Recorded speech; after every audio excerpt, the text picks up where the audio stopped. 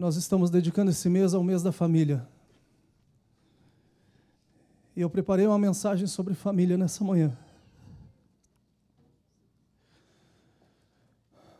Mas desde a hora que eu entrei nessa casa, parece que eu escuto um grito. De alguém que está pedindo socorro desesperadamente. E o bom Jesus, que é o salva-vidas fiel, está aqui. E eu vou ministrar aquilo que o Espírito Santo está fazendo vir vivo na minha alma agora. Tratamos com as famílias a partir do domingo que vem. Mateus, no capítulo 17, por gentileza. A tua vontade, Senhor, e não a minha.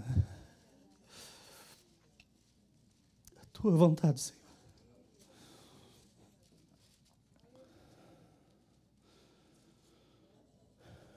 Mateus 17. 6 dias depois tomou Jesus consigo a Pedro e a Tiago e a João, seu irmão. Eles conduziam em particular a um alto monte e transfigurou-se diante deles, e o seu rosto resplandeceu como o sol, e as suas vestes se tornaram brancas como a luz. E eis que lhe apareceram Moisés e Elias falando com ele. E Pedro, tomando a palavra, disse a Jesus: Senhor, bom é estarmos aqui. Se queres, façamos aqui 3 tabernáculos, um para ti, um para Moisés e um para Elias.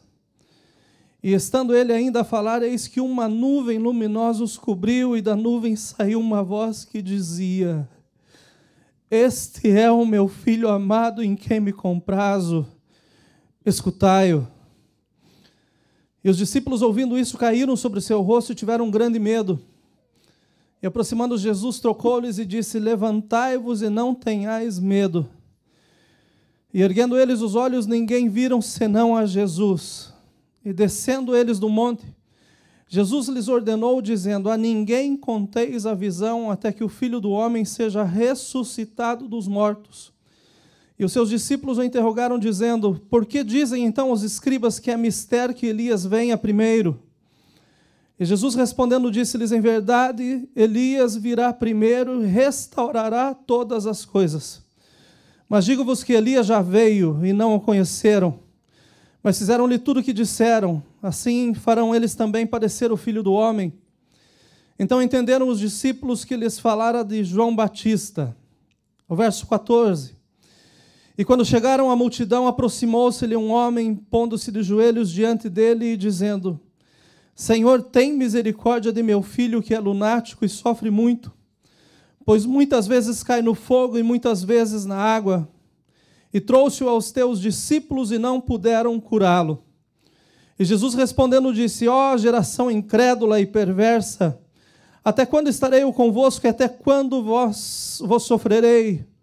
Trazei-me aqui. Repreendeu Jesus o demônio que saiu dele, e desde aquela hora o menino sarou. Então os discípulos, aproximando-se de Jesus em particular, disseram: Por que não podemos nós expulsá-lo? E Jesus lhes disse: Por causa da vossa pequena fé. Porque em verdade vos digo que se tiverdes fé como um grão de mostarda, direis a este monte: passa daqui para acolá, e há de passar, e nada vos será impossível. E nada vos será impossível. E nada vos será impossível. Os irmãos podem se assentar. Para aqueles que têm a Bíblia de Almeida, há 2 títulos nessa passagem. Ele começa falando sobre a transfiguração. E o versículo 14 fala sobre a cura de um lunático.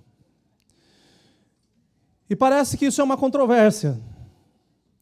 Um momento em que Jesus Cristo está praticamente no auge, digamos assim, onde ele recebe uma palavra do céu, do próprio Deus, dizendo: Esse é o meu filho amado. Mas alguns minutos depois, ele se encontra com uma situação completamente distinta da que ele estava vivendo.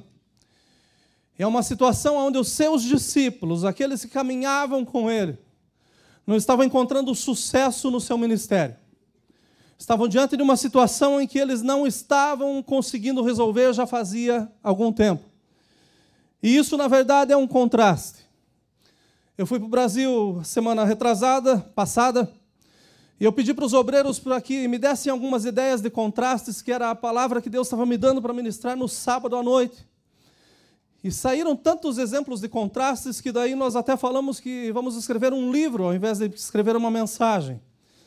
E foram muitos exemplos que foram citados. O pastor Marcos citou o exemplo de Jesus caminhando com a multidão, numa alegria tremenda, onde ele agia no meio dos homens, do povo, mas a viúva de Naim trazendo o seu filho num caixão. E isso é um contraste onde a festa se encontra com o luto. Mas é um contraste também porque todo aquele que, ainda que esteja morto, se encontra com Jesus, ele vive. Contrastes que falaram que uma árvore faz milhões de fósforos e um fósforo pode queimar milhões de árvores. Os obreiros andam muito sábios nos seus pensamentos. Eduquem os meninos, para que não se corrijam depois os adultos.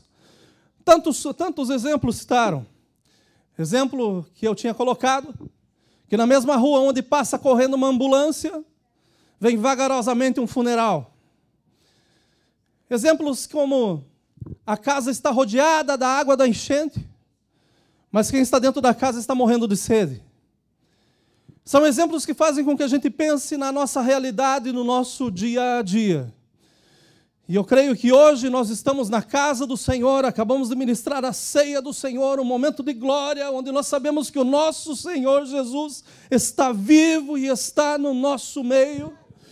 Mas eu escuto um grito, como já disse na minha mente desde o começo do culto, como quem diz assim: aonde está esse Cristo vivo?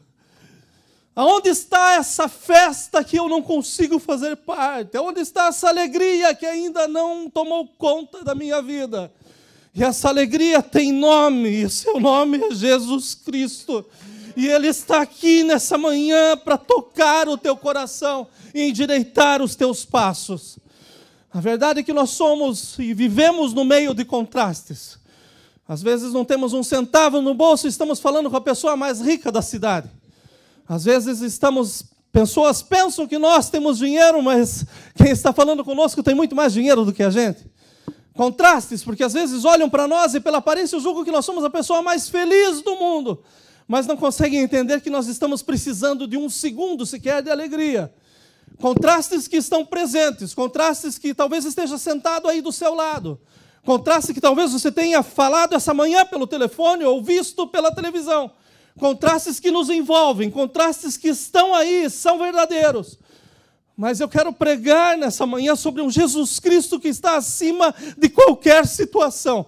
Um Jesus Cristo que tem poder para mudar a condição de qualquer pessoa e fazer dele uma nova criatura e dar uma nova história.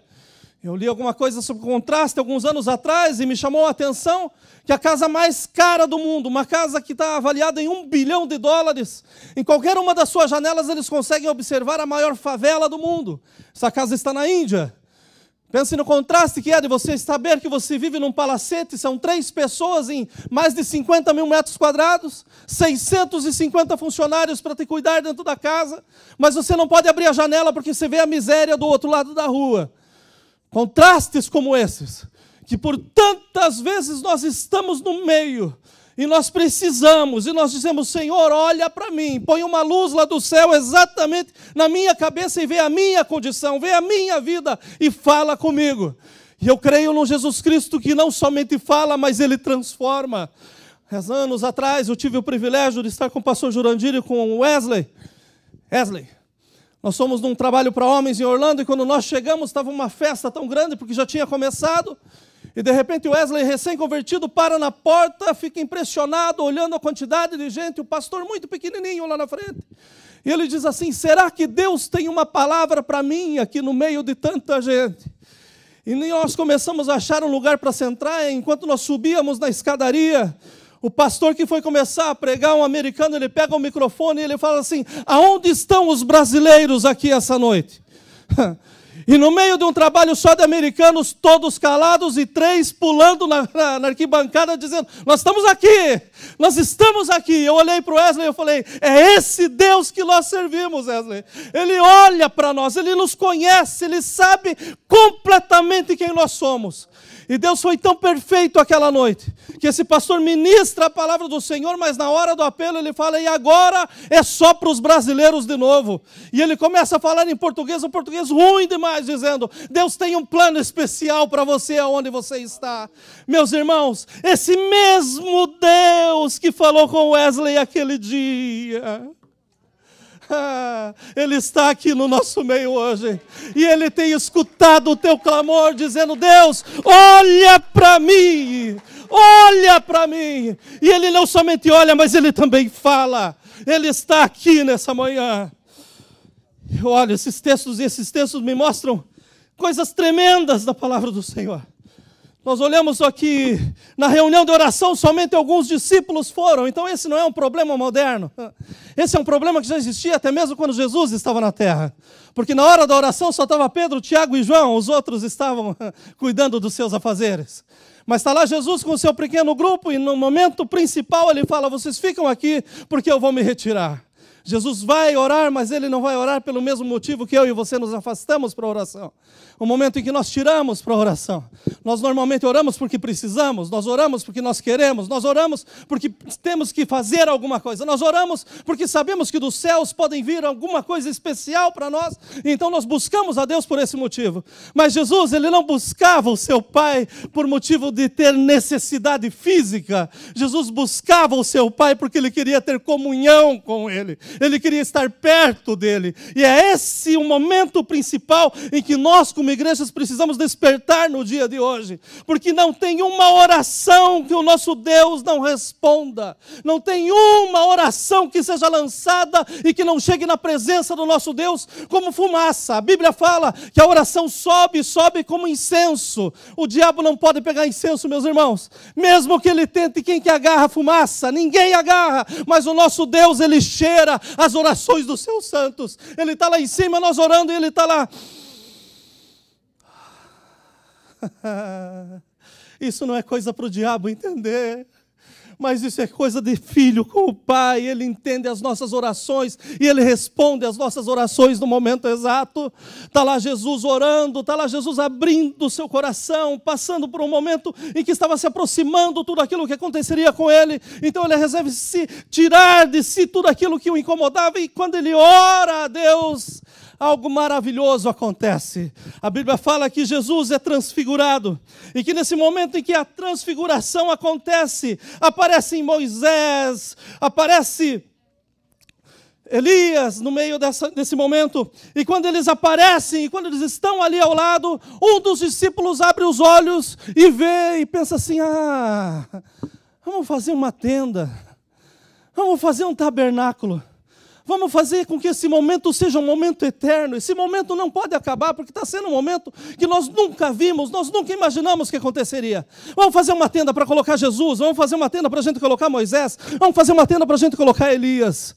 Naquele momento estava sendo cumprida a palavra, onde teria um encontro em Jesus, se cumpriria as profecias, em Jesus estava se cumprindo a lei e os profetas, era bíblico, mas o homem não estava entendendo, então ele resolve fazer uma tenda. E infelizmente nesses dias nós estamos fazendo parte de uma igreja que tem construindo tendas. Uma igreja que está levantando para si alguns momentos onde o homem pode ser lembrado, ou uma forma com que o homem pode fazer o seu culto. Estão sendo levantada a tenda das profecias. E me preocupa muito hoje em dia quando nós falamos na casa do Senhor sobre profecias. Porque muitas pessoas estão falando em nome de Deus, e eu creio que Deus está olhando lá e dizendo assim, quem foi que disse? Muitas pessoas estão entregando palavras proféticas, dizendo assim diz o Senhor, e o Senhor está lá dizendo, qual o Senhor? Porque eu não mandei falar nada. Mas está lá o discípulo que não entendia de nada, dizendo, vamos abrir e vamos fazer uma tenda profética. E existem aquelas pessoas que começam a viver e serem orientadas pelas profecias. E depois que as profecias não se cumprem, elas olham para Deus e dizem, esse Deus não serve, porque Ele não cumpre aquilo que Ele disse. Eu tenho pedido a Deus nesses dias, meus irmãos, para que Ele nos dê poder e autoridade para vencer as palavras que o inimigo tem lançado dentro da casa. Palavras que dizem que por tantas vezes a pessoa está com uma vida torta, mas ele vai ser mais do que vencedor. Palavras que dizem, olha, eu tenho me agradado dos teus caminhos quando os teus pés mais tropeçam do que te mantêm em pés. Profetas que se levantam dizendo que você tem tudo pela frente, sendo que você esqueceu de consertar tudo aquilo que deixou atrás. Profetas que se levantam dizendo, noiva querida, sendo que na verdade a noiva está completamente descabelada, despreparada, completamente fora do caminho que Deus tem planejado. Essa tenda da profecia tem sido levantada, mas eu estou orando ao Senhor e pedindo ao Senhor que a igreja volte a ser pura e santa e que continue buscando a presença de Deus e que toda a palavra que ela receba seja provada com a palavra e não simplesmente tomada como conta, dizendo, é minha, eu recebi. Tantas pessoas com molhos de chaves dentro de casa. Eu vou te mostrar a porta e você fica recebendo chave. Eu tenho uma profecia, pastor, Deus vai me dar o mundo, mas você ainda não começou a ganhar o seu bairro. Pessoas que estão dizendo, Deus me abriu, me deu uma porta nova, e eu não estou pedindo nem porta nova, estou pedindo para Deus me mostrar aquela que Ele já falou. Tantas pessoas iludidas com palavras proféticas, mas tem uma coisa que precisa mudar na casa do Senhor, porque essa palavra aqui, essa palavra é profecia, e essa palavra ela não falha. Aquilo que o nosso Deus falou, Ele é fiel para cumprir, e fará acontecer no seu devido tempo, para que a igreja cresça e vá de vitória em vitória. Palavra profética, recados que estão sendo dados, coisas que estão nascendo dentro do homem, de si mesmo, estão sendo trocadas como se Deus tivesse compromisso. Deus tem compromisso com a sua palavra e tem compromisso com aqueles que Ele levanta para trazer a sua palavra. A verdade é uma só, meus irmãos. A tenda profética que queriam que levantasse não ia funcionar por muito tempo, porque aqueles que vivem na profecia logo desanimam no meio do caminho. Tive uma experiência interessante alguns anos atrás, porque eu estou ministrando numa igreja e de repente chega uma irmã para mim e fala assim, Deus tem um rolo, pastor, contigo. E eu fiquei pensando, que rolo? E pode falar, irmã. É um grande mistério. Eu falei, irmã, eu estou com um problema então. Porque se não está revelando para o profeta, imagine eu. Como que eu vou sair daqui agora com esse rolo com Deus? E assim acontece, meus irmãos, em muitos lugares e de muitas formas. Meus irmãos, a palavra de Deus, ela nos afirma tantas coisas. E eu não preciso de ninguém para chegar para mim, para dizer assim, olha, você é escolhido. Porque o próprio Deus já me disse isso. Eu não preciso de ninguém para chegar e dizer assim, olha, os teus caminhos são agradáveis a Deus. Sendo que todas as vezes que eu me ajoelho para orar, eu escuto a voz dele corrigindo os passos errados que eu dou. Eu não preciso de ninguém dizendo coisas que vão fazer com que a minha alma se alegre, se bem que porque não existe alegria maior do que saber que nós temos dono e o seu nome é Jesus Cristo. Mas vamos fazer uma tenda então para a profecia, e essa tenda então pode ser que guie os nossos passos, que a gente consiga ir a algum lugar. E eu vou falar para vocês que só vai a um lugar. Pessoas estão desviando do caminho por causa de profecias que não foram cumpridas. Mas em nome do Senhor Jesus Cristo, nós precisamos pedir clareza em tudo aquilo que nós ouvimos. Nós precisamos ter um filtro nos nossos ouvidos. E esse filtro vem do próprio Deus e se chama discernimento. Precisamos que nós tenhamos discernimento dentro da casa uma vez mais, para que nós não sejamos enganados, para que nós sejamos presas fáceis em tantos lugares. Escutei muitas profecias em muitos lugares.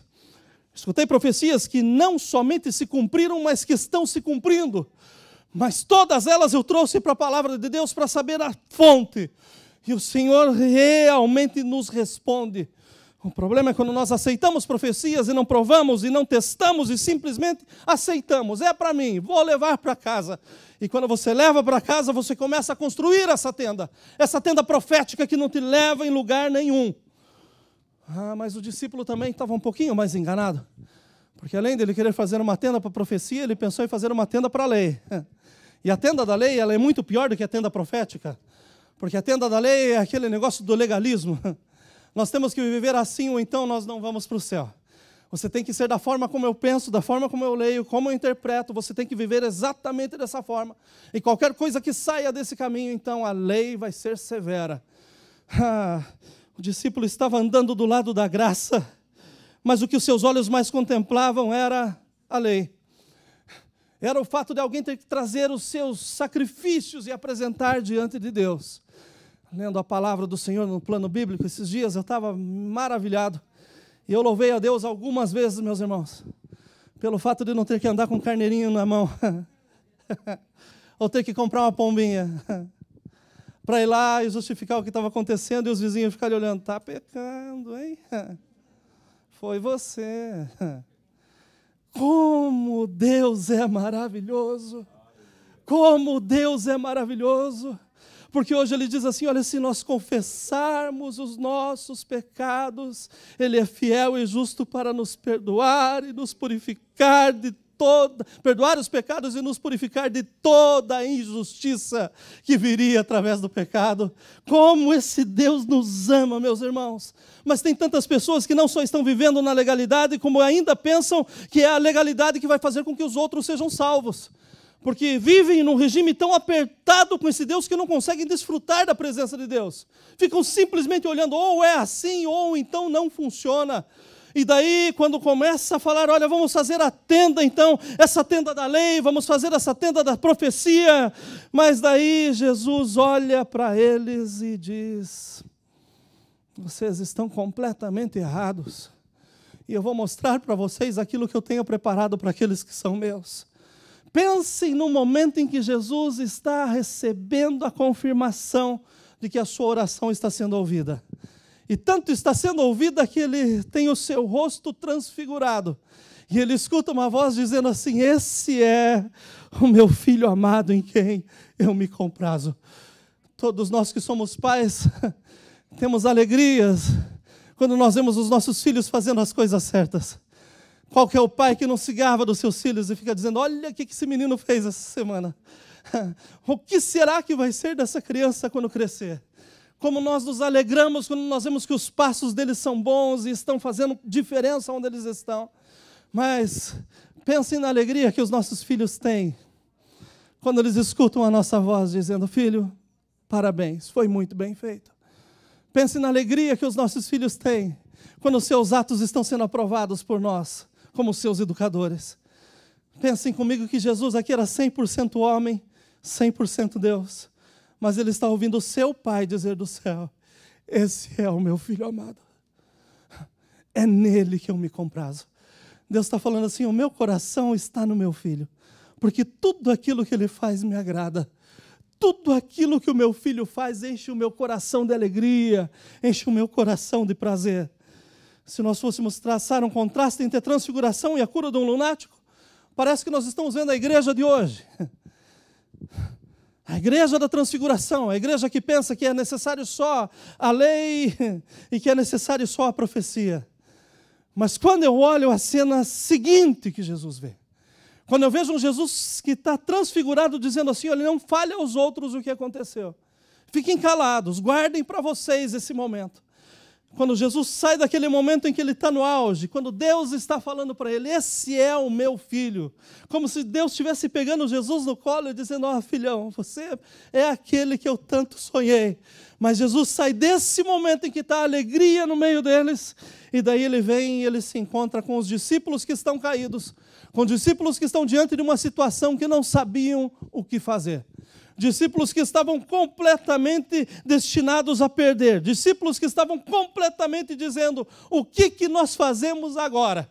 Porque já oramos, nós já nos estribuchamos, nós já fizemos tudo o que podia ter feito e nada funciona. Tudo continua da mesma forma. Eu louvo a Deus e eu amo a Jesus. Porque ainda hoje assim, como ele aceitou a sair do Monte da Transfiguração, ele continua andando ao lado dos discípulos, para mostrar que nós não devemos ficar na lei e tampouco na profecia, mas que chegou o momento da graça. Chegou o momento da graça. E quando chega o momento da graça, tudo é transformado. Está lá Jesus, chega com os homens, e juntamente chega toda a multidão. Esse homem está de joelhos, clamando, dizendo, olha, eu preciso de socorro, eu preciso de alguém que tenha misericórdia de mim, eu preciso de alguém que olhe para mim e veja a miséria que eu estou passando, alguém que olhe para mim e possa fazer com que a minha vida seja completamente mudada. E foi esse grito que eu ouvi enquanto nós estávamos aqui louvando a Deus. De alguém que está dizendo, eu preciso de misericórdia. Eu estou cansado de religião. Eu estou cansado de ser trazido para perto de normas. Eu estou cansado de ser trazido para perto de coisas que fazem com que eu me sinta bem. O que eu preciso agora é mudança. E eu preciso de uma mudança total. E esse homem está clamando, e não é por si mesmo, mas ele está clamando é pela sua família. Dizendo, olha, a situação que eu encontro quando eu chego em casa, ela é terrível. Ninguém entende o que eu estou passando. É um contraste, porque eu saio nas ruas, e nas ruas todos me veem, talvez vejam como eu me vista, como eu me porto, e pensem, esse está bem, está tudo sorrindo em seu favor. A vida está fazendo com que bons ventos o levem ao lugar certo. Mas quando eu chego na minha casa, quando eu encontro a minha família, eu encontro um filho que é lunático, eu encontro um filho que não tem a sua cabeça certa, eu encontro um filho que está fora desse mundo, eu encontro um filho que está fora da realidade, eu encontro um filho que está completamente perdido. E pelo fato de ele estar perdido, ele sofre muito. E nesse sofrimento do meu filho, eu não consigo mais andar. Eu preciso de alguém que olhe para mim e tenha misericórdia da minha vida. Esse homem sai decidido da sua casa. E no estar decidido, ele encontra homens no caminho e ele pensa que aí está a solução para a sua vida. Estão os discípulos de Jesus. E quando os discípulos estão reunidos, esse homem apresenta o seu problema. Ele abre a sua alma. Eu não aguento mais, eu não consigo mais. Para mim, essa é a minha última alternativa. E eu louvo a Deus quando alguma pessoa diz assim, agora é só Jesus.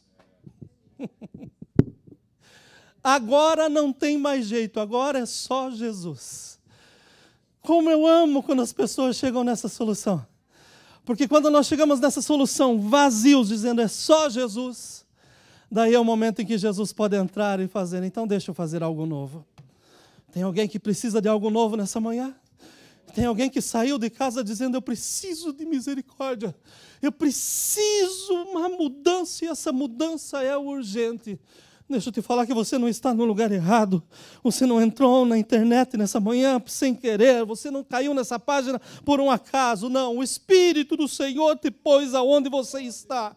E hoje é uma manhã de mudança. Agora é tempo de restauração. Agora é tempo de liberdade em Cristo Jesus. Hoje é dia de salvação na tua casa. Pense na ansiedade desse pai. Discípulos que não sabiam o que fazer. Tentavam expulsar, tentavam fazer com que esse menino fosse recuperado. Mas eles não tinham feito cursinho nenhum para saber como agir naquele momento. Andavam com o mestre, sem dúvida nenhuma, tinham visto o mestre fazer tantas coisas. Mas se nós formos olhar, as vezes que o mestre havia libertado alguém, era o próprio demônio que se apresentava. E chegava para Jesus e falava, o que queres tu aqui? Eles sabem quem tem poder, meus irmãos. Até o inferno teme e treme diante do nosso Senhor Jesus Cristo. Mas nessa situação, os homens não sabiam como fazer. Eles não sabiam como agir. Eles estavam completamente perdidos. E olha, por muito tempo estavam orando e estavam tentando fazer com que esse menino fosse curado. Todo o esforço, todo o empenho que tiveram foi trocado pela simples presença de Jesus Cristo. Porque Jesus chegou e ele repreendeu o demônio. Eu não consigo ver um Jesus que chega e fica discutindo com o demônio. De onde você veio? Por que você veio? O que você quer com ele? Né? O que você está fazendo? Para onde você vai agora? Né? Fica inteiro. Mas eu vejo Jesus chegando e repreendendo o demônio. Seja livre em nome de Jesus.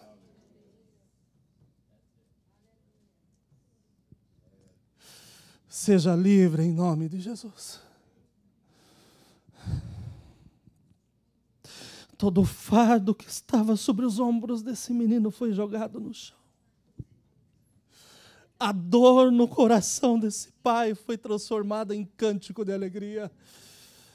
porque chegou a liberdade. E a liberdade se chama Jesus.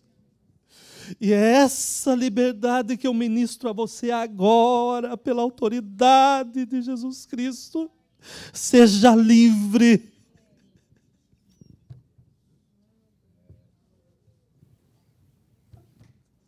Seja livre.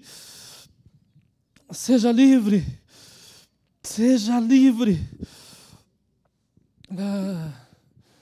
Jesus repreende e naquele exato momento o menino é curado. Foi naquele exato momento. É hoje, é agora, que o Senhor está dando uma nova vida para você. É nesse momento que o Senhor Jesus está demonstrando que nós estamos vivendo a igreja da graça. A igreja do favor imerecido. A igreja que não chega e fica questionando primeiro de onde você veio, por que você veio. Que pergunta teu saldo bancário, que pergunta aquilo que você tem para oferecer. Mas é a igreja que marcha de vitória em vitória. A igreja que vem e que não tem medo daquilo que o inimigo está fazendo, não. Mas ela vem com a certeza de que ainda hoje é tempo de ser livre. Eu vejo Jesus andando calmamente. E chegando na frente de um pai angustiado. E de um menino acorrentado. Mas eu fico pensando nos discípulos que também estavam lá. Que talvez estivessem atemorizados. Porque a Bíblia fala que o diabo está ao derredor rugindo como um leão. Mas a Bíblia também nos fala que nós servimos ao leão de Judá.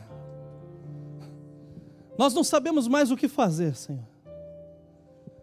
E Jesus não repreende eles, tampouco chama o pai para sentar e contar a história da sua vida, como começou, há quanto tempo sofre seu filho.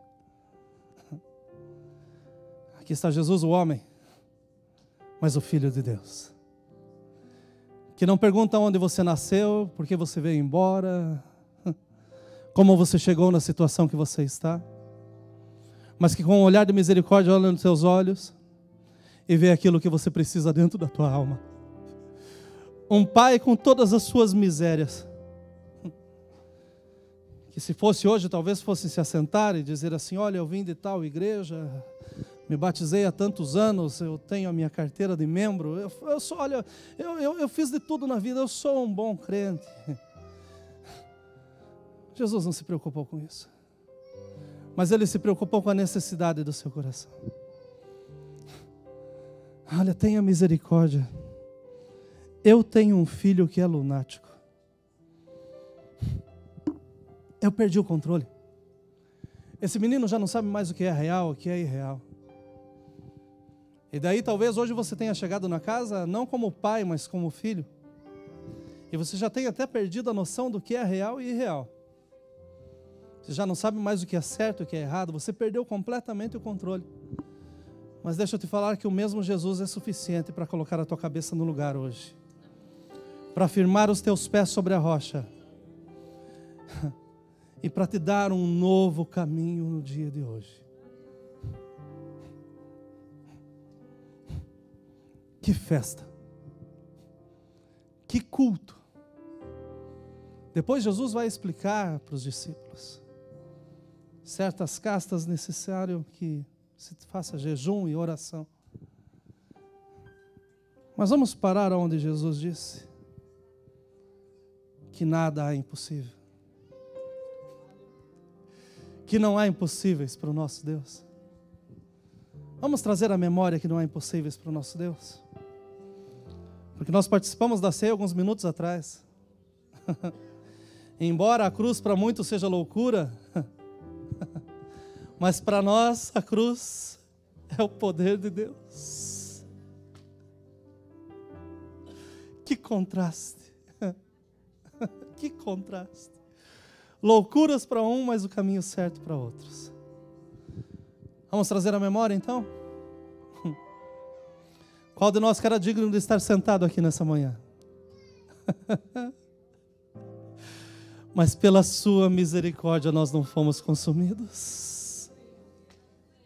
E essa misericórdia ela se renova a cada manhã. Vamos trazer a memória um pouquinho mais? Porque nós participamos da ceia, e ceia é maravilhoso, nós estamos em comunhão com Ele. Vocês já pensaram em quantas vezes vocês procuraram o mundo para tentar resolver os teus dramas? As tuas loucuras? Quantas vezes você tentou mergulhar em coisas que não devia, dizendo assim, isso me completa. Mas daí um dia você chegou num contraste da vida dizendo assim, não, o que me completa é Jesus. Ele é tudo para nós, meus irmãos. E só nele nós temos a certeza da vida eterna. Jesus liberta esse menino. Mas eu vejo que o melhor milagre foi para o pai. Qual é o pai que não se alegra quando o seu filho é abençoado? Qual é o pai que não fica feliz quando o filho consegue fazer coisas que, ou melhor, recebe coisas que não merecia? Da mesma forma, esse culto hoje é para glorificar o nome do nosso Senhor Jesus. Mas quem está se alegrando e se agradando é Deus. Porque o Filho está se revelando a todos nós, dizendo, olha, eu faço coisas novas na sua vida. Eu termino aqui.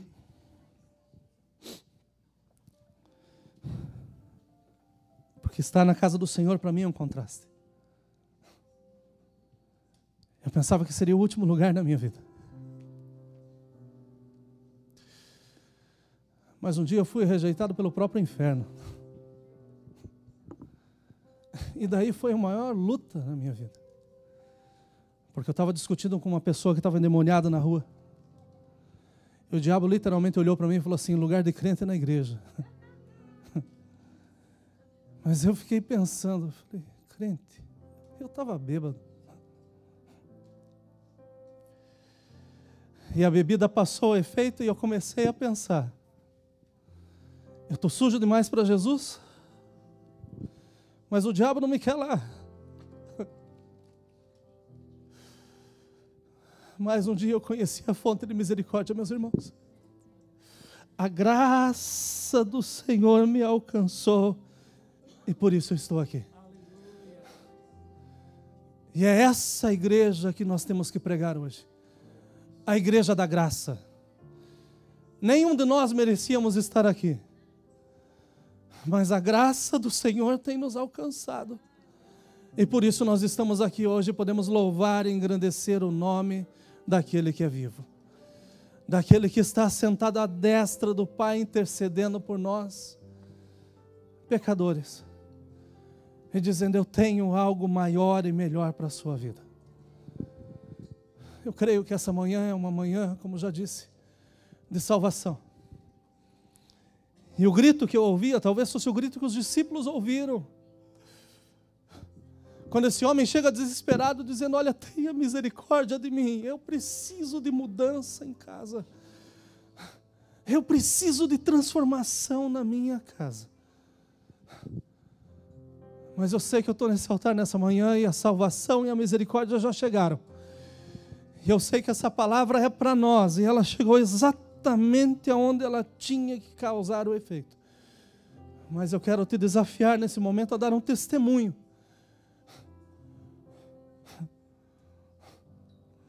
O mesmo testemunho que esse pai pôde dar diante de Cristo. O meu filho era lunático, mas agora ele está curado. O meu filho chegou numa condição, mas na tua presença todas as coisas mudam. Eu quero te dar uma oportunidade de testemunhar que o milagre do Senhor já aconteceu aí na sua vida. Vamos nos colocar em pé. E eu quero orar por você. E eu quero te convidar a deixar o seu lugar nessa manhã, mas deixar o seu lugar em gratidão ao Senhor. Porque o grito de desespero foi ouvido e a resposta chegou. Jesus está aqui.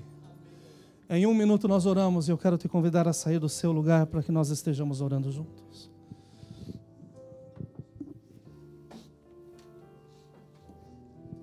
Aleluia. A igreja pode começar a orar e falar com o Senhor.